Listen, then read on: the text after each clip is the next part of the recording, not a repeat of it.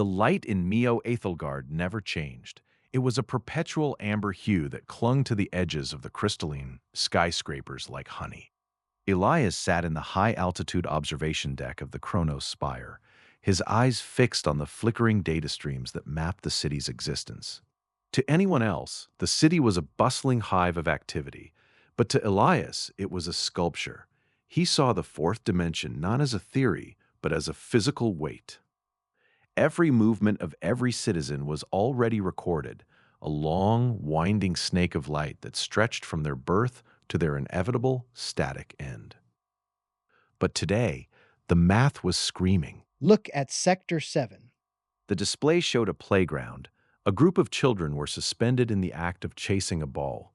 But at the edge of the frame, the red was fraying, a jagged tear in the perfection of the moment. The anomaly was pulsing. It had a rhythm, a soft, thrumming beat that felt less like a machine and more like a heart. It's impossible.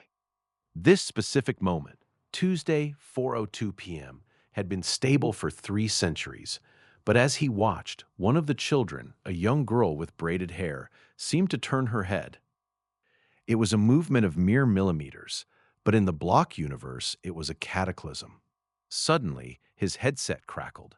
It wasn't the usual white noise. It was a sound, thin and melodic, like a silver wire being plucked in a vacuum. Elias. Who is this? The walls are thin, Elias. Stop looking at the map. Start looking at the light. The observation deck lights flickered. For a split second, the amber glow vanished, replaced by a darkness so profound it felt like a physical weight. And in that darkness, Elias saw it. A series of glowing doors, thousands of them, hovering in the air around him. They weren't made of glass or steel, but of something that looked like liquid prayer. Then the vision snapped back. The playground was once again a frozen tableau, but the girl was still looking. Her eyes were now fixed directly on him. Elias pulled back from the console. He had spent his entire life believing the universe was a finished book.